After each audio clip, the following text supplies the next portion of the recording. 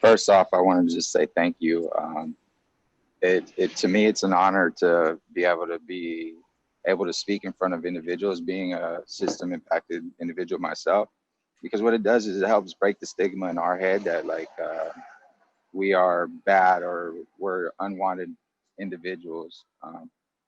Because I can tell you that is definitely my experience, especially in the system. I'm biracial, so fitting in was a story of uh, it was one of my biggest struggles early on, especially seeing how my father was treated and also how my mom, who is white, raising biracial children, was treated growing up.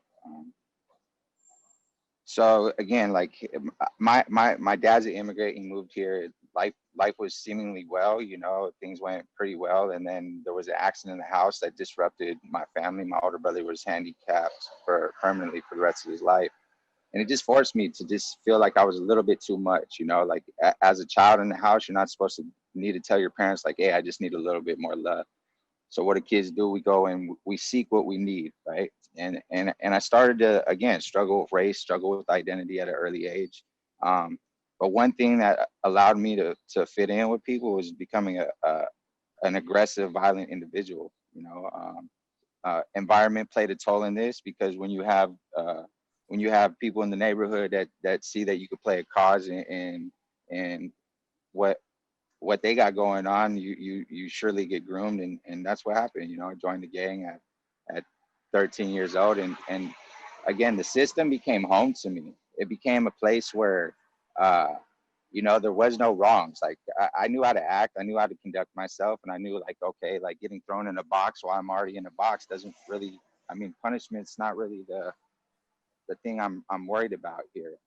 It wasn't until about the age of 24 that finally a judge was able to look at me outside of my record, outside of my file, and give me an opportunity to go to some a therapeutic community. Um, I still was young, I still was uninformed, and I still thought that I knew better than everyone. But what happened at this therapeutic community was a seed of change was planted inside of my head. I started to, I was still acting the same way. I was manipulating, I was lying, I was really aggressive. But every time like these behaviors would come out, people wouldn't look at me as a bad individual anymore. They would look at me like a kid or an individual that had a level of pain in his life that just needed to be dealt with, right? I was allowed to act up, and I would get love. I would get compassion. I would get a conversation. These are things that didn't happen in my life up until 24 years old. Um, I still bumped my head and thought I knew better and went back to the hood as a changed man. And you know how these stories go. I had to go back, man. And this time I was facing 20 years in prison. And I've had a lot of God shots in my life. And this was another one. It was a situation where, cops didn't do everything they should have done in the case. And I ended up just getting charged with sales and going back to prison. But at this time, like I knew I wanted something different from my life. So what I do, I wrote the therapeutic community, and I got a chance to go back. This time in prison was the hardest time I've ever experienced in my life, because there was this internal struggle, right? Like the man I was in the yard wasn't the man I could be in my cell, trying to reflect and change and and and work on myself. While I would hit the yard, I would have to conform and fit in again. Um, then I came home, man, and again, like I was blessed to be honored to land at a place called Beit Teshuva, which really gave me a opportunity at finding who I am, how to belong into the world. I started to really remove all the filth that I was swallowing around my identity, around race. I'm black and white, and I was in a Mexican gang. And if you guys know anything about prison, like the racial tension in prison is almost where we're at in 2020 on the streets, Um,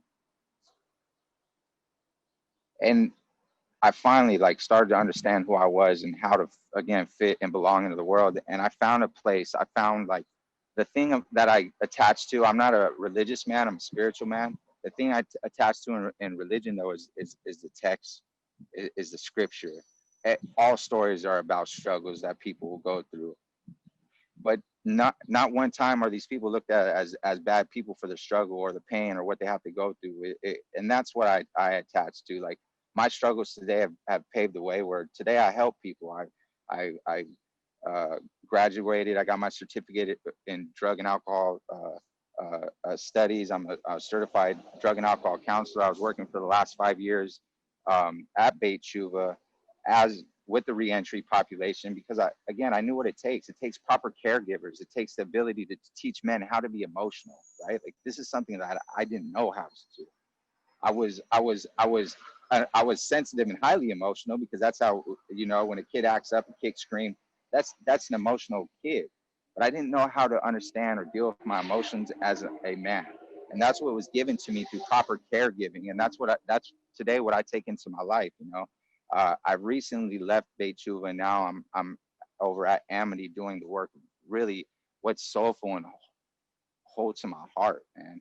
It's not seeing people that commit crimes as bad people, seeing them as people that made mistakes, and then we look past the mistakes. How did we get here? Are we asking why? Do we have the ability to treat people through their traumas, right? And a lot of this stuff is generational, and we're barely on the individual. We're not even looking past the whole scope of things, right? And this is what I hope to do today is like just bring voice to to individuals that were like me because we are a diamond in the rough when we are allowed to heal. The work that I've seen from lifers that spent the last 30 years of their lives, 20 years of their life, because this was a big part of the population I was working with. These guys are the most humble individuals I've ever met in my life, you know? And if you look at the rap sheet or you look at the thing, we consider them to be monsters. And that's the only thing that I ask today is like, let's get past what we look like. Let's get past the color of our skin and remember that we're all human beings. That's how I identify. The only thing I am today is a human, you know? So I appreciate you guys giving me space, allowing my process of healing because every time I share my story, every time I could connect with the emotion of the pain that I went through and knowing that I'm on the other side of this, like this is the continued healing I need to allow me to be in a space of doing, you know, work for other human beings today. So again, I really appreciate your guys' time. I really appreciate what your guys' organization does because you guys continue to see us as people, right? Like it, the mark of a civilization is not how wealthy they are. It's how you treat your imprisoned population. It's how you treat your poor, your your less than or your marginalized individuals. That's the greatness of a civilization. And this is what again I know you guys do. So thank you. Thank you, brother. Wow, you